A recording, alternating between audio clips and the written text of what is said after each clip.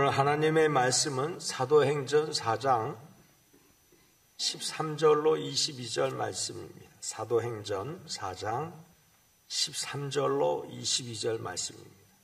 제 목소리가 점점 갈라져서요. 양해하시고 좀 들어주시면 좋겠습니다.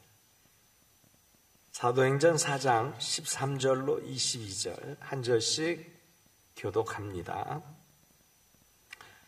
그들이 베드로와 요한이 담대하게 말함을 보고 그들을 본래 학문 없는 범인으로 알았다가 이상히 여기며 또 전에 예수와 함께 있던 줄도 알고 또 병 나은 사람이 그들과 함께 서 있는 것을 보고 비난한 말이 없는 명하여 공회에서 나가라 하고 서로 의논하여 이르되 이 사람들이 어떻게 할까? 그들로 말미암아 유명한 표적 나타난 것이 예루살렘에 사는 모든 사람에게 알려졌으니 우리도 부인할 수 없는 이것이 민간에 다 퍼지지 못하게 그들을 위협하여 이후에는 이 이름으로 아무에게도 말하지 말게 하자 하고 그들을 불러 경고하여 도무지 예수의 이름으로 말하지도 말고 가르치지도 말라. 베드로와 요한이 대답하여 이르되 하나님 앞에서 너희 말을 듣는 것이 하나님 앞에서 하나님의 말씀을 듣는 것보다 옳은가 판단하라. 우리는 보고 들은 것을 말하지 아니할 수 없다. 관리들이 백성들 때문에 그들을 어떻게 처벌할지 방법을 찾지 못하고 다시 위협하여 놓아주었으니 이는 모든 사람이 그된 일을 보고 하나님께 영광을 돌림이라. 이 표적으로 병 나은 사람은 40여 세나 되었더라. 아멘. 이는 하나님 말씀입니다. 기도합니다. 오늘 특별히 하나님께 찬양한 찬송시와 같이 날 써주소서, 날 받으소서, 찬양합니다, 경배합니다. 내 생명 받으사 내 생명 되신 나의 주. 하나님, 정말로 아름다운 찬송시지만 우리가 이 찬송시에 걸맞는 삶을 살 수 있도록 오늘 이 시간 말씀 속에서 인도하여 주시옵소서. 하나님의 말씀을 기대하는 마음으로 듣겠사오니 주여 성령께서 저의 입술, 종의 입술을 주장하여 주시고 하나님이여 단 한마디도 세상 말은 나가지 않도록 주님 인도해 주시옵소서. 모든 것 감사하고 예수님 이름으로 기도합니다. 할렐루야. 하나님은 사랑입니다. 제가 13박 14일 참 길고도 긴 여정인데요. 결혼 30주년 여행을 하기로 했는데 팬데믹 때문에 못 가서 결혼 34주년 여행 겸사 집회 겸사 또 유럽 연합총회 미주 무슨 단이라고 그러더라고요. 그래서 그걸로 참가하고 그래서 스코틀랜드, 그다음에 런던, 그다음에 이태리 세 나라를 다니고 그리고 돌아왔습니다. 여러분 기도해 주시고 또 함께해 주셔서 감사합니다. 기도해 주신 대로 참 말씀을 전할 때 여러분들의 중보기도가 뜨겁게 느껴지셔서 너무 좋았습니다. 그래서 그곳에 있는 현지분들이 너무나 감사하다고 용기를 받으시고 힘을 내시고 또 우리도 그것처럼 용기 내고 힘을 냈으면 좋겠습니다. 전화가 왔어요. 그저께 내년에는 저희 부부를 모시고 영국을 일주를 하겠다고 하는데 교회가 형편이 그렇게 안 되니 제가 못 가겠다고 마음속으로 그렇게 움직이고 있습니다. 여러분 기도해 주시면 혹시 영국 일주 할 수 있을지도 모르겠어요. 오늘 하나님 말씀 대언했던 대로 오늘 일부 예배 참 제가 은혜를 많이 받았습니다. 우리 오찬승 목사님 정말 뜨거운 말씀 전해주셨는데 너무나 아쉬워요. 왜냐하면 이게 1부, 2부 성도님들이 다 다르니까 이어서 제가 말씀합니다 하면 제가 앞에 부분 똑 떼버리고 그리고 이어서 말씀하면 좋은데 또 2부는 또 다른 분들이 오시니까 염치불구하고 다시 일부 나오셨던 분들은 용서하시고, 오순절 날이 이름에라는 제목으로 목사님께서 말씀을 주셨어요. 2000년 전입니다. 오늘 기독교 역사에 전무후무한 사건이 발생합니다. 기독교의 가장 엄청난 축복의 날입니다. 또 엄청난 은혜의 날입니다. 오늘이 그런 날입니다. 우리 한번 서로 인사할까요? 기독교의 가장 큰 축복, 해피 벌스데이. 우리 한번 그렇게 얘기해 보죠. 해피 벌스데이. 이전 것은 가고 보라 새 것이 되었도다. 할렐루야. 우리 해피 벌스데이. 성령님의 강림은 대단한 축복이고 엄청난 은혜입니다. 여러분 몰라서 그렇지, 아니 다 아시나요? 어쨌든 엄청난 축복이고 감당할 수 없는 은혜입니다. 이것을 우리가 일컬어서 무엇이라고 합니까? 기적이라고 합니다. 우리 한번 따라합시다. 기적이다. 성령님이 강림하신 이 사건은 그저 그냥 기적이라고밖에 말할 수가 없는 엄청난, 정말로 엄청난 사건입니다. 어떤 엄청난 사건입니까? 어떤 엄청난 축복입니까? 어떤 엄청난 은혜입니까? 이 엄청난 축복과 은혜가 오늘 본문에서 쏟아지는데요. 왜 우리에게 엄청난 축복이냐? 인간은 무능합니다. 아닙니까? 인간은 무능합니다. 역사 이래로 인간이 무능하지 않은 적이 없습니다. 왜요? 역사가 그렇게 얘기합니다. 무능하지 않았으면 이 역사는 행복해지는 것으로 계속 킵고잉해야 하는 것이지요. 그런데 인간이 무능하니까 어려움이 계속됩니다. 인간이 그래서 무능합니다. 이 무능한 인간을 돕기 위해서 하나님이 오셨습니다. 제가 흥분하지 말아야 되는데 흥분해가지고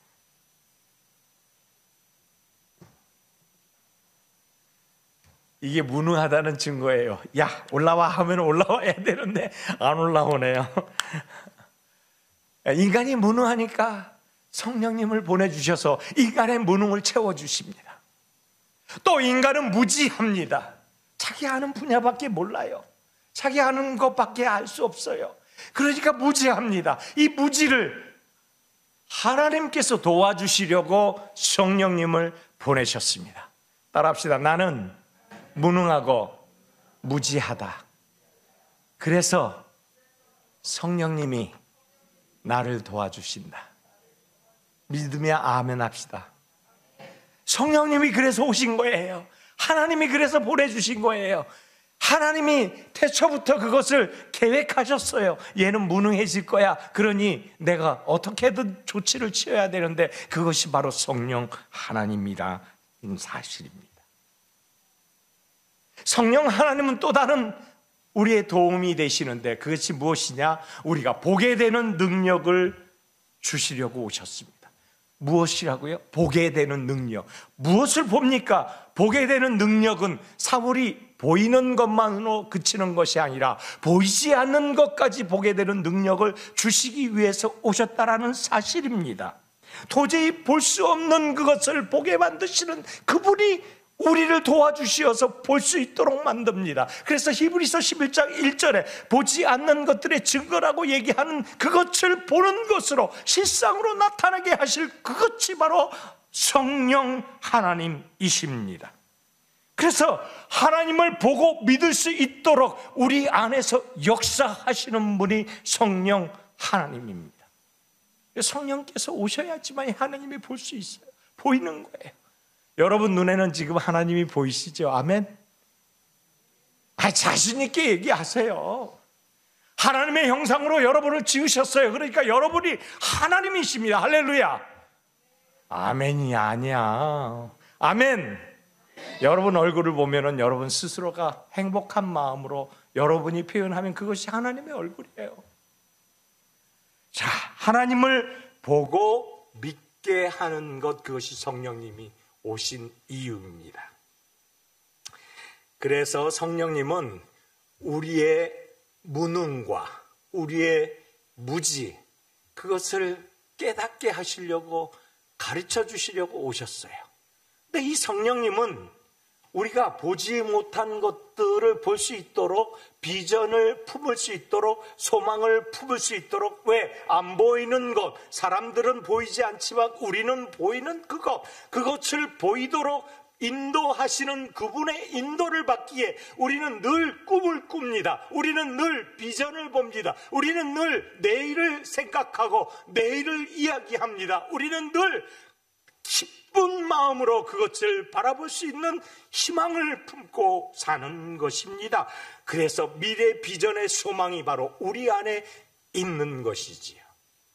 하나님을 믿는 사람은 적어도 이 정도의 권위와 능력을 갖추는 자라는 사실입니다. 그래서 성령 하나님이 오시는 성령 강림 제2장 이야기, 오늘 일부 이야기에서 너무나 자세히 말씀하셨는데요. 이 비전 덩어리, 미래지향적인 우리 모습들, 이것을 오늘 본문 읽지 아니하는 성경 사도행전 2장에 대한 이야기는 새로운 혁신이 일어납니다. 새로운 개혁이 일어납니다. 그리고 무엇보다도 그 혁신에 대한, 개혁에 대한 증거가 드러나기 시작합니다. 가는 곳곳마다 회개의 역사가 일어납니다. 가는 곳곳마다 회심의 역사가 일어납니다. 돌아서는 것이죠. 가는 그곳에서부터 마음으로 다시 돌아서서 하나님을 바라보면서 하나님께 나아가기 시작합니다. 그래서 기독교 역사의 가장 큰 새로운 이정표, 교회가 탄생됩니다. 이 성령 강림으로 말미암아 교회가 탄생되었는데, 오늘 2000년이 지난 지금 2024년 1월 세계 선교 통계 International Bulletin of Missionary Research, 이 회사에 의하면 420만 개의 개신교회가 전 세계에 산재해 있습니다. 안 놀라시네. 우리 배포가 이 정도예요. 성령님이 그냥 한 개도 없는 데에서 420만 개라니까 그냥 그 정도는 좀 더 해야지, 이렇게 얘기하시고. 그렇습니다. 일주일에 몇 개씩이냐면 2000개씩의 교회가 탄생합니다. 할렐루야, 할렐루야. 성령 하나님의 능력 아닙니까? 이 가운데 우리 코너스톤 교회도 동참했습니다. 저 시에라로네 이제 곧 봉헌 예배를 드리게 됩니다. 그러니까 저 아프리카에서도, 저 남미에서도, 또 브라질에도 우리 코너스톤 교회가 또 성전을 짓습니다. 얼마나 좋습니까? 막 세워지는 거예요. 얼마나 감격적입니까? 온 지상에 있는 교회가 하나님이 역사하여서 일주일에 2000개씩 세워져 나간다는 사실이요. 놀랍지 않습니까? 이게 바로 성령 충만의 능력입니다. 오늘 본문을 보면 다락방, 그 좁은데 마가 다락방을 봤지만 너무 좁아요. 뭐 그렇게 많은 사람 500명씩이나 들어가 있을 수가 없는 곳이에요. 그러니까 120명이 남았겠죠. 그곳에서 성령을 체험해서 비로소 행동하기 시작하는 사람들이 보이기 시작합니다. 그런데 그 행동하기 시작하니까 120명 전원이 다 행동을 합니다. 이 말씀은 무엇을 의미합니까? 체험을 했는데 행동한다. 그것은 믿음의 행위가 따른다는 거예요. 믿음의 행위가 따른다. 믿음은 행위를 동반한다라는 이야기입니다. 믿음은 그냥 마음으로 믿어 의에 이르는 그 정도 상태에 있는 것이 아니고, 성령 하나님이 우리 땅에 오신 이것은 우리가 믿음의 행위가 움직여지는 행위가 따라다닌다라는 사실입니다. 그래서 믿음의 행위는 철저하게 성령님의 인도하심을 받습니다. 그래서 제자들이 움직입니다. 두려워 떨고 무서워 떨고 어지럽고 그리고 숨어있는 그러한 제자들이 그곳에서 분연히 일어납니다. 그리고 일어나서 드디어 증거하고 간증하고 움직입니다. 나서기가 두려웠던 자들이 드디어 나서기 시작합니다. 그리고 드러내지 않고 은밀한 곳에서 숨어있던 자들이 이제 드디어 밖으로 튀쳐나와 주님을 증거하기 시작합니다. 성령님을 체험하고 난 제자들은 어떠했습니까? 움직입니다. 행동합니다. 이것이 믿음은 행동을 수반한답니다. 믿음은 행동하지 않으면 썩은 믿음이라는 사실, 그것을 종교개혁지를 이번에 순방하면서, 그리고 퓨리탄 저 옥스퍼드에 있는 청교도 정신을 이어받는 하나님의 사람들이 어떻게 시작을 했는가, 이 땅에 어떻게 오게 되었는가를 우리가 학습하면서 이번에 또 한 번 느끼게 된 것이었죠. 그렇습니다. 여러분, 움직이는 행동이 하지 않으면 썩은 믿음이라는 사실, 그것을 종교개혁지를 이번에 순방하면서, 그리고 퓨리탄, 저 옥스퍼드에 있는 청교도 정신을 이어받는 하나님의 사람들이 어떻게 시작을 했는가, 이 땅에 어떻게 삶에 있어서 표현을 얘기하는 것입니다. 우리의 삶의 표현은 전도로 이어져야 합니다. 우리의 삶의 표현은 사람들을 움직여서 하나님을 증거한 나의 모습을 보고 그들이 담기를 원하는 것으로 이어져야 합니다. 그래서 이 성령님의 행동하심은 사람들이 나를 보고 배우고, 나를 보고 따르고, 나를 보고 그리고 학습하기를 원하는 순간에까지, 그래서 교회에 이르기까지, 그래서 그가 예수를 영접하기까지 움직이는 행동을 성령 하나님은 요구하시는 것입니다. 무엇이라고요? 바로 기사와 이적을 통해서 때로는 성령님이 역사하시고, 때로는 말씀을 통해서 역사하시고, 때로는 나의 선한 행실을 통해서 역사하시고, 때로는 나의 선한 말과 격려하고 위로하고 사랑하고 서로 보듬어 안고 그리고 서로 기도하는 그러한 마음에서 그들이 주님을 배우기를 원하고 와서 영접하기를 원하고, 그리고 세례받고, 그리고 구원받고, 그리고 다시 성령 하나님의 인도함을 받는 제자가 되는 그러한 과정이지요. 하나님을 만난, 즉 성령님의 임재를 체험한, 바로 성령님께서 운동하게 하는, 행동하는 믿음을 가진 하나님의 사람들이 어떠했을까요? 하나님을 만난 사람들은 어떠했을까요? 오늘 본문은 너무나 소중한 것을 이야기합니다. 시간이 다 안 돼서요, 1부, 2부로 나누는데 다음에 제가 2부로 마무리하면서 말씀드리는데, 오늘은 어쨌든 시간이 허락하는 데까지 말씀드립니다. 어쨌든요, 오늘 그 성령 하나님을 만나서 행동하는, 하나님을 만난 사람들의 모습은 어떤 모습이었나? 이상한 모습이었다. 이상했다. 이상하게 여겼다. 이게 정답입니다. 따라합시다. 이상하게 여긴다. 왜요? 자기의 기준과 판단에 맞지 않기 때문이죠. 자기의 생각과 맞지 않기 때문이죠. 야, 도저히 저럴 수가 없는데 어떻게 저럴 수가 있을까라고 생각을 이끌어내기 때문이죠. 그 안에서부터 그의 마음은 어떤 마음이었을까라는 것을 생각해 보기도 전에 그들을 움직이기 시작하니까, 도대체 이럴 수가 있을까라고 생각을 자꾸 하게 되는 것입니다. 왜냐하면 오늘 본문 13절을 보니까 이렇게 얘기합니다. 그들이 베드로와 요한이 담대하게 말함을 보고 그들이 본래 학문 없는 범인으로 알았다가 이상히 여기며 또 전에 예수와 함께 있는 줄도 믿고 이상하게 여겼다. 이상하게 여겼다. 이상하게 여겼다. 이상한 사람이다. 이상한 사람이다. 누가요? 예수님의 제자, 행동하는 믿음을 지금 하고 있는 그들, 본래 학문 없는 범인이다. 이거를 원어 해석해 보니까 무식갱이라는 뜻이더라고요. 저처럼 무식갱인데, 무식갱이 촌놈이라는 거예요. 왜? 갈릴리에서 왔으니까 무식갱이 촌놈이니까 얼마나 무시합니까? 그래서 무식갱이 촌놈이 어떻게 저럴 수 있지? 언변과 학식이 어떻게 저렇게 뛰어나나? 어떻게 저렇게 논리정연한 말을 할 수 있나? 이야, 참 놀랍다. 그 말이에요. 지금 이상히 여긴다. 여러분, 그래서 자신 있습니다. 저처럼 무식한 사람도 하나님의 성령을 힘입으면 사람들이 이상하게 여긴다. 할렐루야. 할렐루야.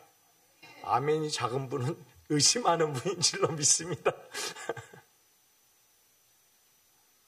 무식갱이 촌놈이 언변과 학식을 갖춰서 이야기하는 것을 듣고 놀랍니다. 거기가 어디입니까? 산헤드린 공회. 예수께서 사형 언도를 받으시던 곳. 그 산헤드린 공회에는 이스라엘의 대표적인 학식자, 유식자, 그리고 종교 율법자들이, 산지에 있어서 당대 최고의 학문을 갖춘 자, 그들이 모여 있는 곳. 그들이 그 베드로와 요한이 이야기하는 것을 듣고 놀란 것입니다. 그래서 이상히 여겼다. 가슴이 진정이 안 됩니다. 어떻게 저럴 수 있지? 도대체 자신의 상식으로는 이해가 되지 않은 것이지요. 이상하게 여겼다. 무식쟁이 촌놈이 어떻게 논리 정연한 말을 할 수 있을까? 이것이 하나님을 체험하고 만난 사람들 모습입니다. 성령님이 임재하면 예수를 나의 구주로 삼고, 그리고 성령님을 만나며, 성령을 만나는 것에서 끝나는 것이 아니라 그 만남은 체험으로 유도가 되고, 하나님을 체험한 사람은 반드시 행동하는 믿음이 된다라는 것을 단적으로 보여주는 현장이라는 사실이에요. 따라서 예수 그리스도를 영접하고, 그리고 하나님 성령님을 만나서 완벽한 체험을 하면 움직이는, 행동하는 믿음이 된다, 이 말입니다.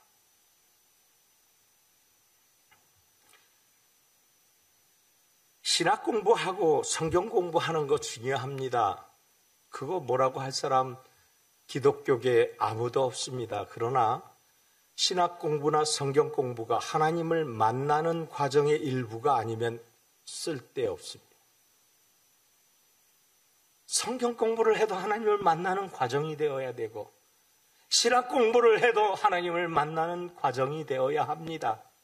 그런데 그것은 자체하고 이론적으로, 논리적으로, 그리고 학습적으로 반복되는 그러한 과정이라면 신학 공부도 성경 공부도 쓸데없다라는 그러한 결론입니다. 왜요? 배움으로 회심이 일어나는 것이 아니기 때문이지요. 만남으로 회심이 일어나는 것이기에, 배워서 되는 것이라면 누구든지 배운다는 것이에요. 그리고 지식 있는 사람들은 빨리 하나님을 더 만난다는 거예요. 이런 불평등이 어디 있어요? 공의의 하나님, 그래서 내가 체험하는 거예요. 만남이에요.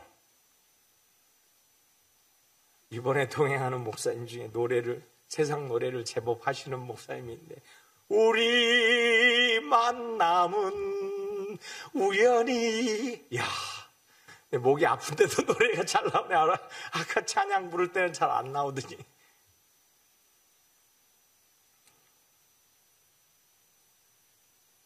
여러분, 만나야 회심이 일어나고, 만나야 감격이 일어나고, 만나야 눈물이 흐르고, 만나야 회개가 일어나고, 만나야 고백을 아멘 안 하시죠? 아멘 할 때까지. 전에는 아멘들 잘했는데.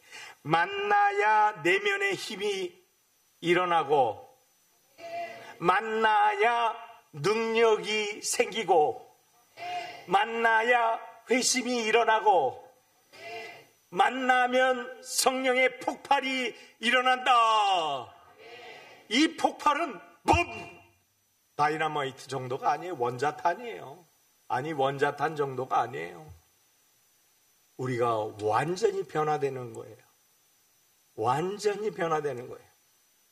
혹자가 이런 말을 하더라고요. 어디에나 구원은 있어. 여러분, 개나 잡수라고 그러세요. 구원이 어디나 있으면 거기 가서 구원 받으세요. 왜 여기 앉아 있어요? 그런데 우리 성도님들 너무나 감사한 거는 신앙 고백이 정확하다는 거예요. 그래서 제가 너무나 사랑해요. 우리 사랑의 공동체 성도님들. 제자들은 복음을 전파해요. 왜? 만났잖아요. 회심이 일어났잖아요. 그러니 성령께서 폭포수와 같이 쏟아주시잖아요. 어떻게 쏟아줘요? 불같이 쏟아주시잖아요. 불꽃이 사람 각 머리 위에 임하여 성령께서 말하게 하심 따라서 각 나라의 방언으로 말하게 하셨다. 그래서 유대인들이, 서기관들이, 먼 데서 찾아온 장사꾼들이 그들을 보고 이상하고 놀라게 여겼다. 이것이 성령 강림의 현장입니다. 그런데 그 현장을 고스란히 만끽하고 완전히 흠뻑 취한 하나님을 만난 제자들이 어떻게 행동을 했을까요? 그것은 아쉽게도 바로 전절에 있습니다. 오늘 본문은 읽지 않았지만 본문에 기록되어 있습니다. 사도행전 4장 8절로 12절인데 이에 베드로가 성령이 충만하여 이르되 백성의 관리들과 장로들아 만일 병자에게 행한 착한 일, 병 고친 일에 대하여 이 사람이 어떻게 구원받았느냐고 병 고침만 받는 것이 아니고 영의 구원까지도 어떻게 받았느냐고 오늘 우리에게 질문한다면 너희와 모든 이스라엘 백성들은 알라 너희의 십자가 못 박고 하나님이 죽은 자 가운데서 살리신 나사렛 예수 그리스도의 이름으로 이 사람이 건강하게 되어 너희 앞에 섰느니라. 야, 숨어서 쩔쩔매고 예수님이 다시 부활하셔서 만나러 와서 만났던 그 자들이 또 갈릴리까지 도망가서 예수님이 모가지 잡아가지고 끌어와서 다시 믿음을 가지라고 그렇게 요구를 하셨는데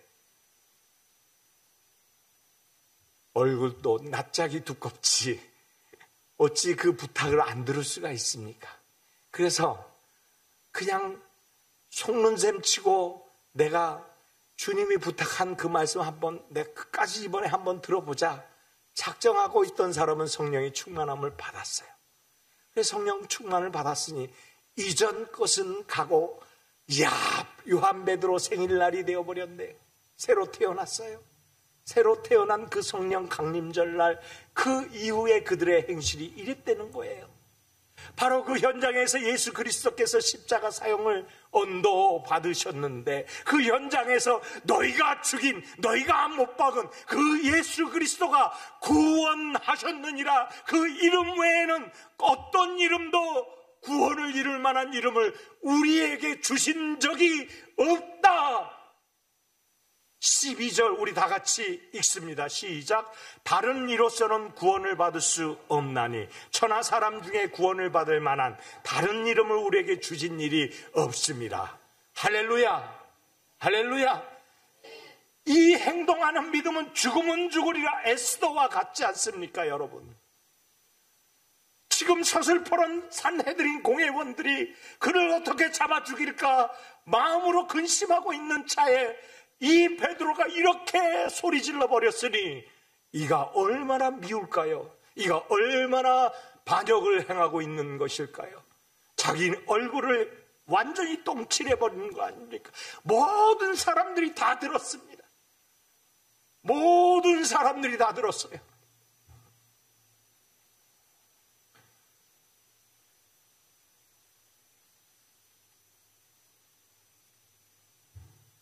실제로 제자들은 너무 크게 변화했죠. 너무 크게 변화했습니다. 사도행전 2장의 마가다락방에 있었던 그들을 성령님이 강림하셨지요. 그러니까 이런 얘기가 나오는 거예요. 그러니까 이상히 여겼다. 여러분과 저는 정상이 아니에요. 사람들이 보면. 나는 정상이 아니다. 고백하시기 바랍니다. 솔직하게. 다 시작. 아니 정상인 사람이 여기 와 있으면 안 돼요. 세상 사람들 눈에는 정상이 아닌 사람들만 여기 와 있어야 돼요. 왜? 돈 내, 시간 내, 그리고 몸 바쳐. 이 정상입니까 여러분? 여러분 정상 아니에요. 비정상이에요. 나도 여기 목사님들도 비정상입니다. 그러니까 이상히 여겼다. 세상 보는 눈은 그 눈밖에 보이지 않는 거예요. 자, 다시 한번 우리 고백합시다. 나는 이상한 사람이다. 아이 좀 용감하게 하세요. 시키는 대로 하세요. 오늘은 제가 시키는 대로 하시면 여러분 복 받아요. 시작. 나는 이상한 사람이다. 진짜? 진짜? 나는 이상한 사람이다. 세상 눈은 이상한 사람이지만 하나님 눈은 보기에도 아까운 사랑스러운 사람, 보기에도 아까운 최고의 사람. 제가 시간 되면 딱 끊을 거니까 여러분 너무 염려하지 마세요. 20분 되면 딱 끊을 거예요. 이번에 집회에 가서도 그랬어요. 딱 시간 되니까 딱 끊어버렸어요, 제가. 그랬더니 우리 아내가 막 속에서 씩씩씩 대더라고요. 왜 원고대로 안 하냐고.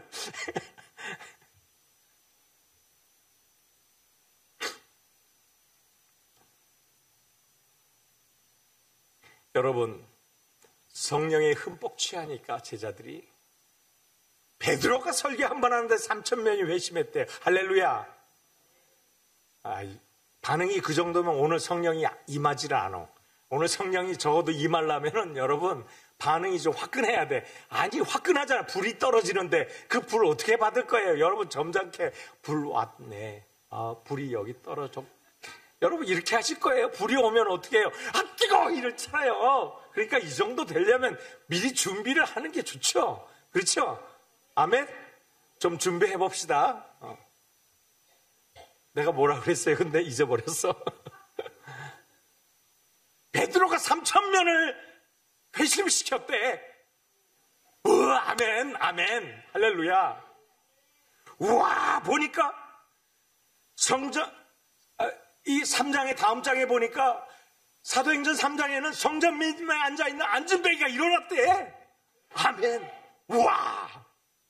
와, 보니까 베드로 요한이 그 산헤드린 광장에서 예수 그리스도를 믿으라고 그렇게 걔네들한테 쏴붙였대.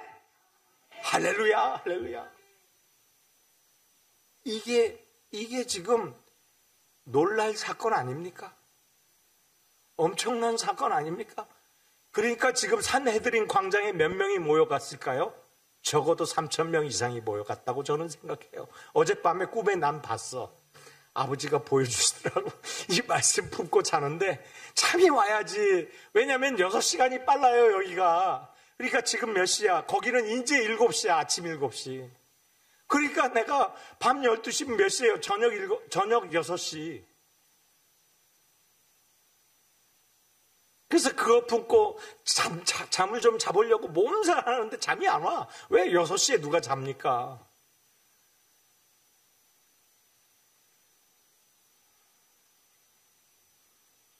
보여주시더라. 3,000명 이상이 몰려가가지고 막 몰려갔으니까 그 기세에 눌려버린 거예요. 그 기세를 등에 업었을 수도 있어, 베드로가.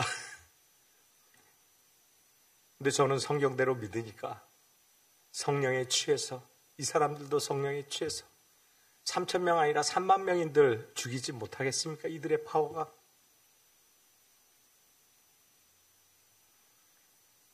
논리 정연하고 언변과 학식이 뛰어난 것처럼 보이는 요한과 베드로 이상히 여겼다.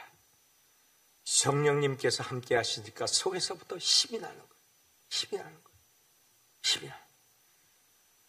70세가 다 되신 분이 15시간 강행군을 하시더라고요. 와, 얼굴이 하얗고 숨 돌리는 데는 꺼먹고 황반 현상이 일어나서 곡 쓰러질 것 같아요. 그래서 제가 얼른 우왕청심원을 드렸어. 이게 성령님입니다. 어찌 됐게요? 와, 성령님 그 약 한 방에 그냥 일어나시더라고. 할렐루야.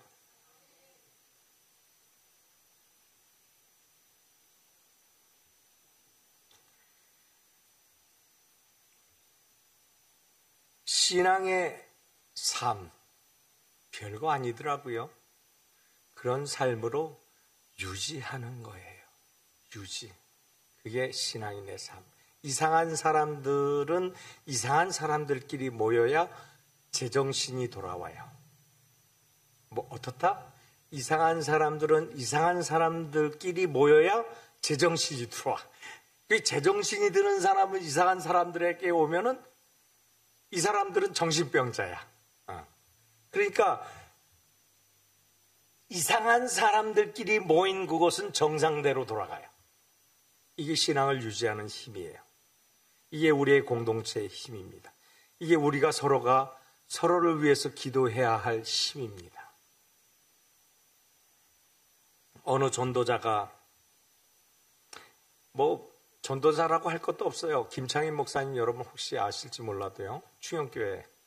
이분은 지금 소천하셨지만 기독교 역사 400년 만에 나올 인물이다라고 얘기할 정도로 참으로 말씀에 폭포수와 같이 쏟아내신 분입니다. 제가 그분의 일대기 가운데 한 부분을 같이 했습니다. 근데 충영교회에서 그분을 만날 때마다 그분은 늘 웃고 계셨고 1부부터 6부까지 예배를 드립니다. 그러면 저녁 6시쯤이면 파김치가 돼야 되는데 제가 6시쯤에 그분을 뵈었던 결과는 더욱더 힘이 장성한 아주 그냥 뭐 청년같이 팔팔한 그런 모습이었고 항상 웃는 모습이었습니다. 그리고 어디든지 가서 큰 교회니까 당시 한 4만 명 모이는 교회거든요.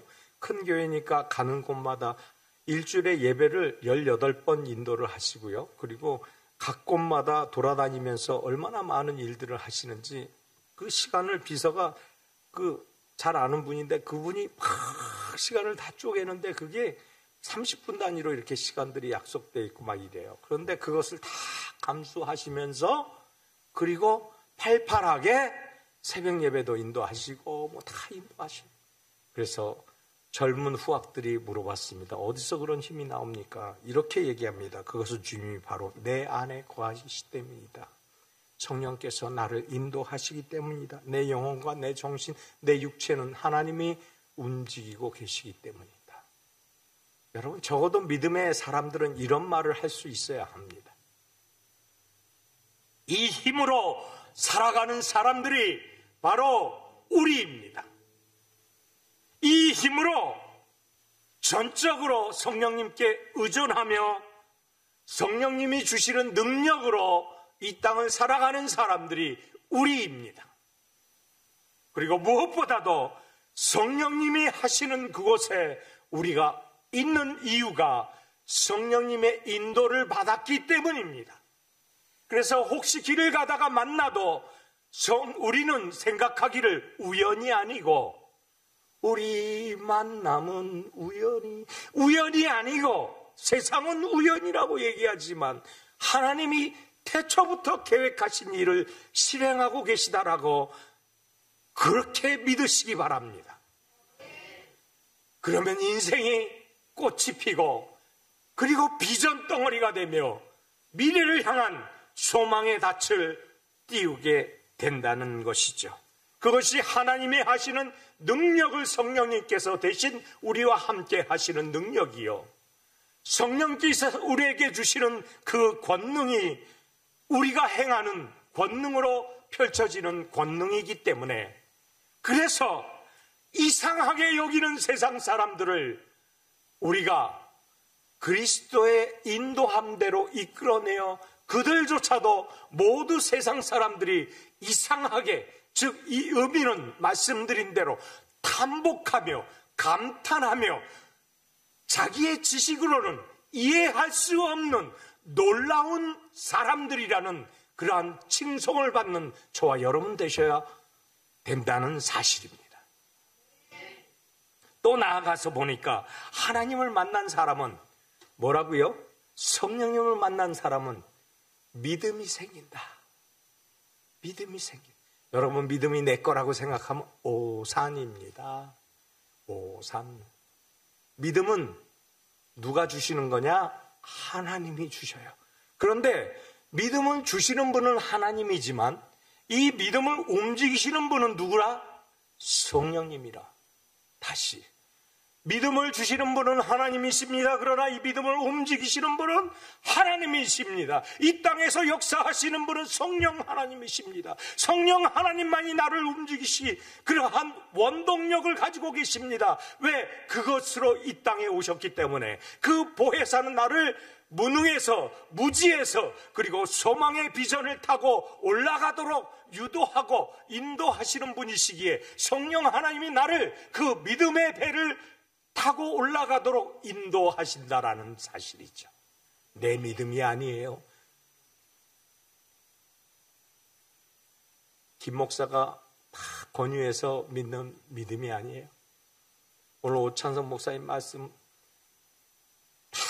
듣고서 77절 생각해보니까 성령 감절이 77절이구나. 야 그렇구나. 그래서 믿음이 생기는 게 아니에요. 어떻게 해요?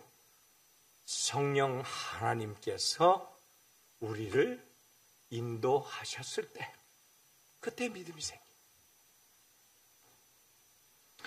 신앙이든 비신앙이든 평소 때에는 구분하기가 어렵습니다. 그렇죠?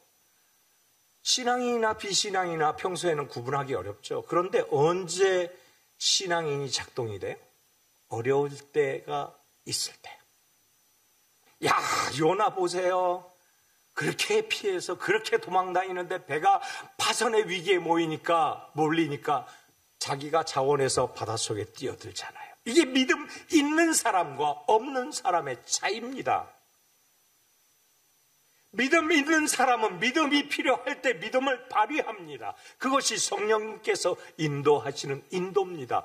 요나가 기뻐가지고 바다에 뛰어내렸을까요? 아니에요. 성령님께서 역사하셔서 네가 뛰어내려야 돼. 너밖에 없어. 다른 사람은 절대로 뛰어내릴 수가 없어. 너가 뛰어내려야 이 사람들이 살아. 그러니 너 뛰어내려.